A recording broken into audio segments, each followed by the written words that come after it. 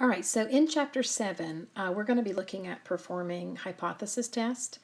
And you'll see the definition of this here. What a hypothesis test will do is it will take what we call a claim or a hypothesis, and that is simply just a statement about the value of a parameter. So just to give you an example, I might start with a claim or a statement that says the mean is equal to 10. That's what we call a hypothesis. May be true, may not be true.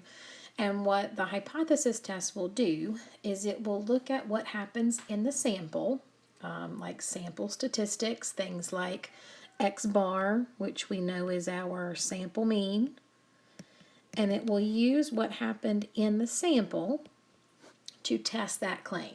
So that when we get to the end, we may have to reject the claim. We may have to say there's no way that could be right. In other cases, we might actually be able to support a claim and to show that that was a true statement. So that's what we're going to be looking at here in Chapter 7. Now, the first thing to note, hypothesis tests are always done in terms of the parameter value. So just kind of a little review here of the parameter notations.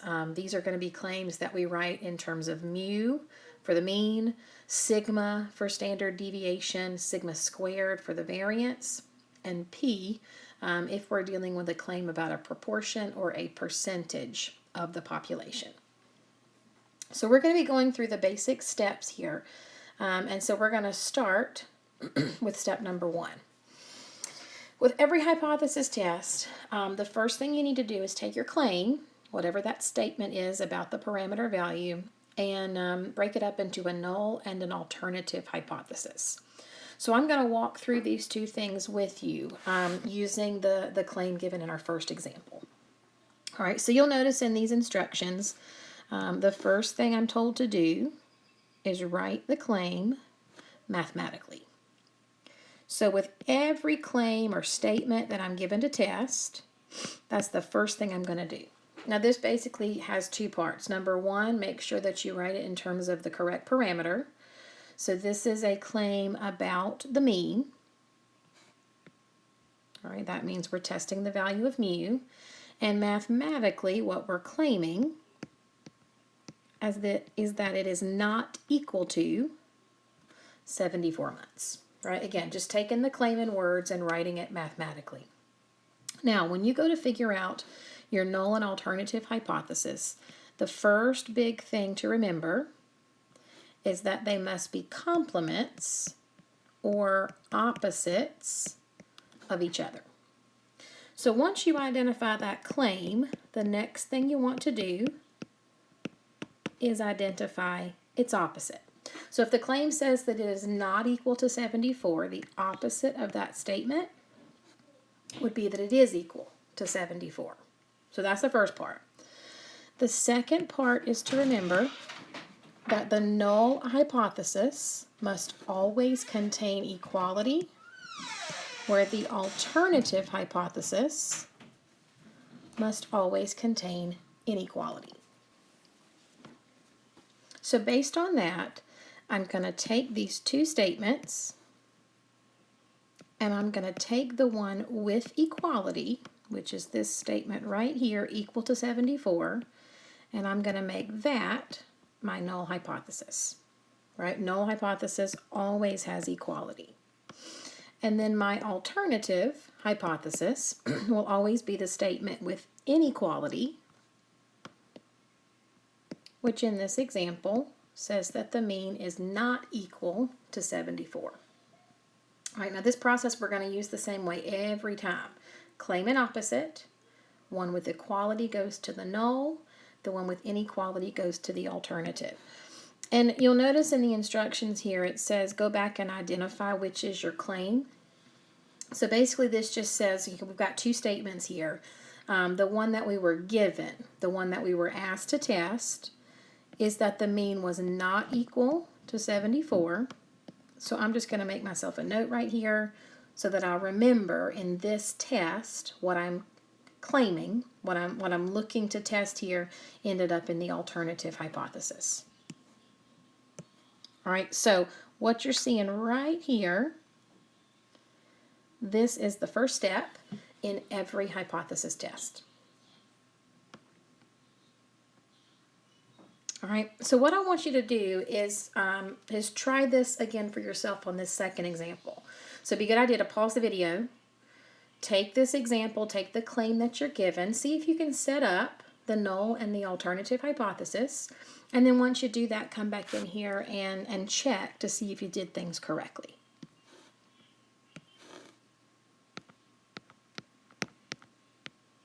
All right, so what you should have done first is identify the parameter that's being tested, which is the variance, that's sigma squared. And mathematically, what's being claimed here is less than or equal to 2.7. Now, just like we did before, once we have the claim, then we will write its opposite.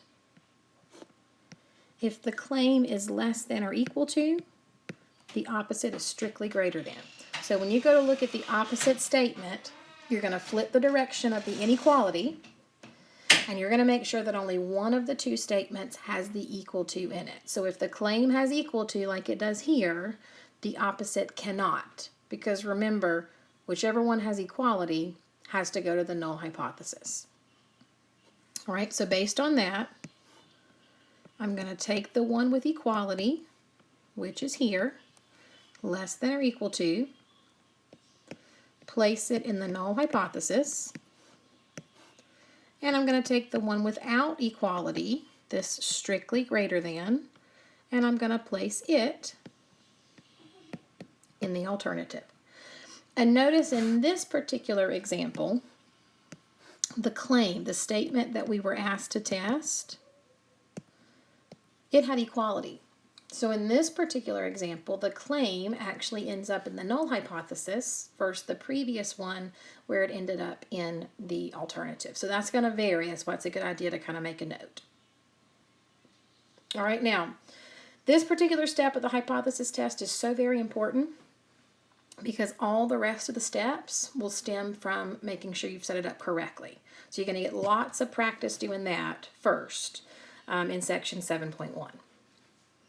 Now, step number 2 in our hypothesis test is going to be to figure out what we call the rejection region of the test. And the first thing you want to note about the rejection region is that it will be determined based on what is in your alternative hypothesis. All right, so specifically, we will run what's called a left tail test if the alternative hypothesis contains less than. We'll run a right tail test if it contains greater than, and we'll run a two-tailed test if it contains not equal to. Now, the reason we use these terms, left, right, two-tailed, is because it's actually telling me where to shade this rejection region underneath the bell-shaped curve. So what I've done here is I've kind of shown you what the rejection region will look like for each of these 3 types of tests. Now you'll notice for each one of these I've sketched a bell-shaped curve, and I have specifically sketched this for values of z, which is the standard normal distribution.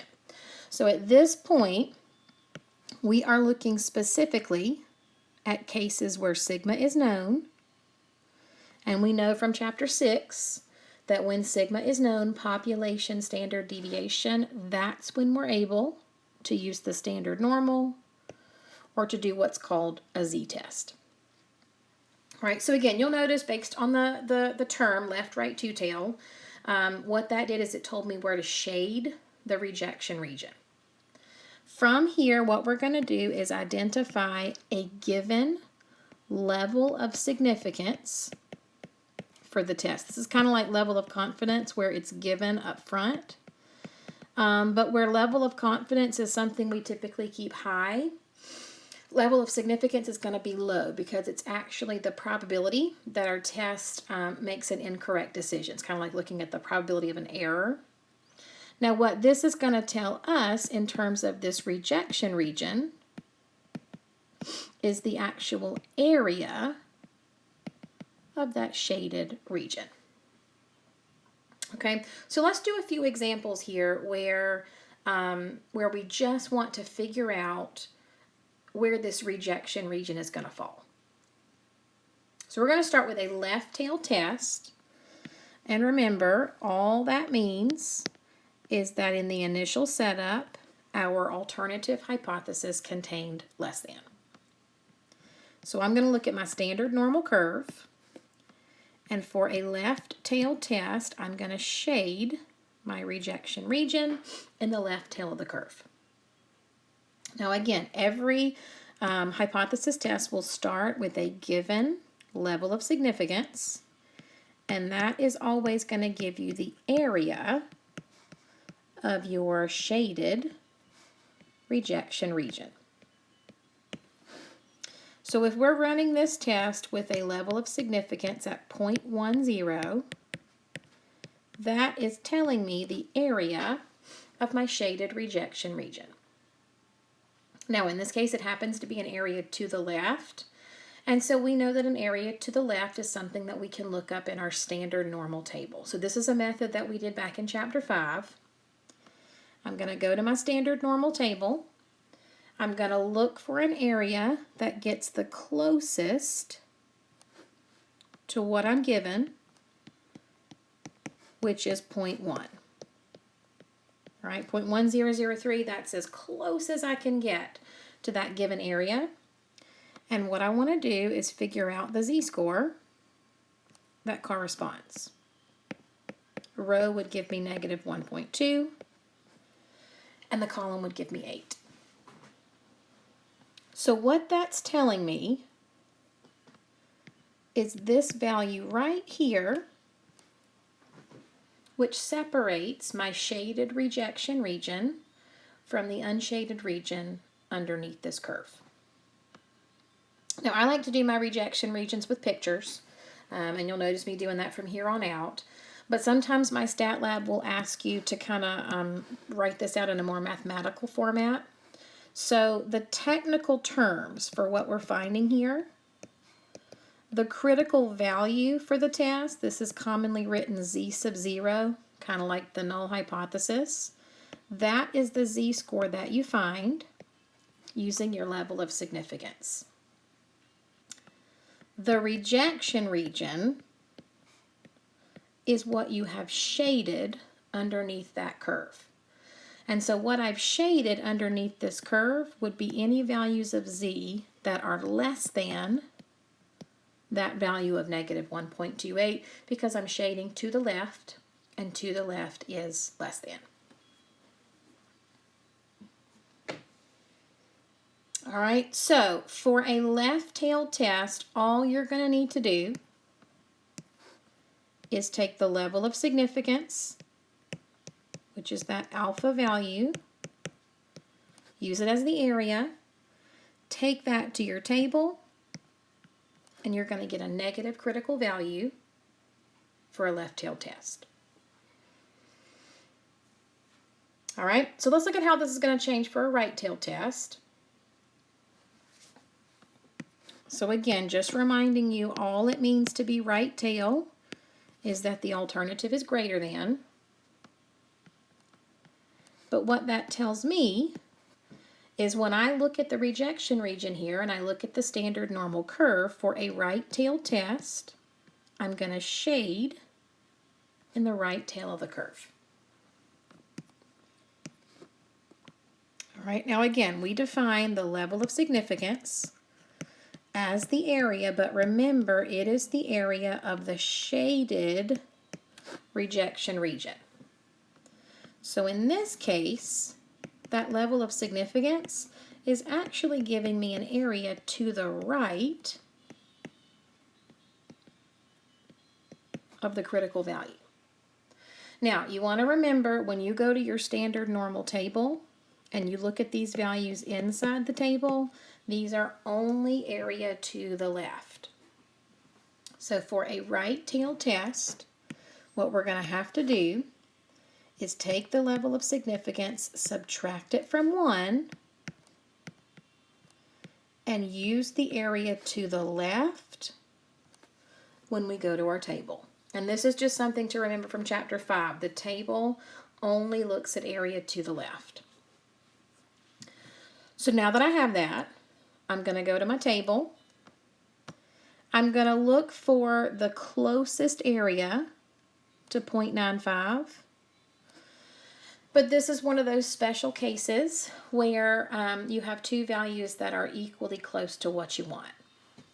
So in that case, what we do is we look at the value right in between, in other words, the average of the z-scores,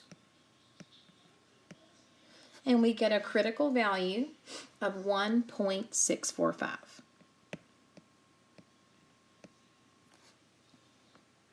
So this method of using the area to find z, this is something that we covered in section 5.3. If you need to go back and review it, that's where you're going to see that. All we're doing is using the type of test and the level of significance to find the corresponding critical value. All right, and again, just as far as, making sure that you understand the picture versus words, if you are specifically asked for the critical value in this test, that is your z-score, which corresponds to the level of significance, whereas the rejection region is what you have shaded. And in this case, what I've shaded would be anything greater than, to the right of, 1.645.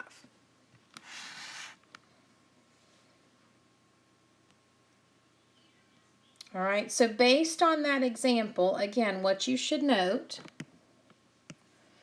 is that for a right-tailed test, the level of significance is going to give you an area to the right. Therefore, you're always going to have to subtract from 1 before you can go to your table. And that should always give you a positive critical value for a right-tailed test.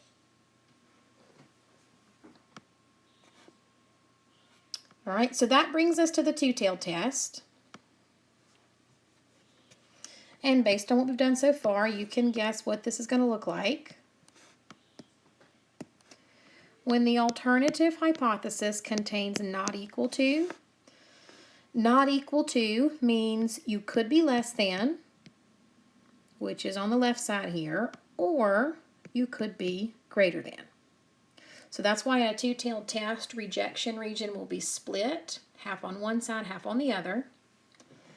And because that rejection region is split, right, again, the level of significance gives you the area for the entire shaded region. Now again, if we're going to go to our table, we need to make sure that what we have is only the area to the left. So what we're going to do for a two-tailed test is we're going to take that level of significance, that total area, and we're going to divide it by 2. Because again, all we want is the area on the left side. Once I know the area left, I'm going to take that to my table. So I'm going to get as close as I can to 0.04, which happens right here. And the z-score that corresponds would be negative 1.75. Now that's going to give you the negative value because we're looking on the left-hand side, but because the curve is symmetric, you always know that the value on the right side is just going to change the sign. So a couple of things to note here about the two-tailed test. Number 1, don't forget to divide the level of significance by 2. Number 2, make sure you always state 2 separate critical values for a two-tailed test. So when I go to state the critical values, I'm going to state negative 1.75 and positive 1.75.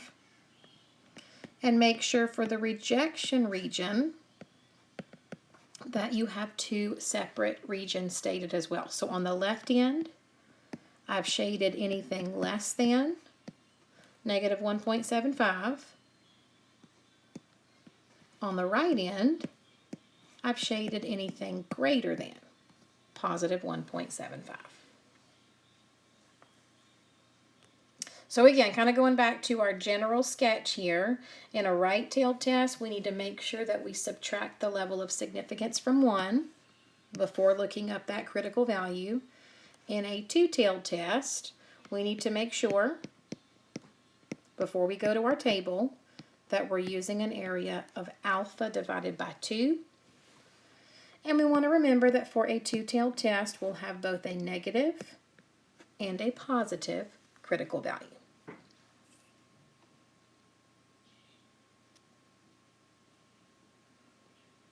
All right, so what you want to do at this point is you want to take a little bit of time and practice just these first two steps. So the homework in 7.1 is going to allow you to practice the initial setup. What is the null? What is the alternative? The first part of the homework in 7.2 will be questions just like these that say what is the rejection region and what is the critical value. Once you've done some practice with that, then I want you to come back, view the other videos, which are including all 5 steps of the hypothesis test, where you'll take this information, finish it out, and be able to actually make a decision and interpret that decision based on your claim.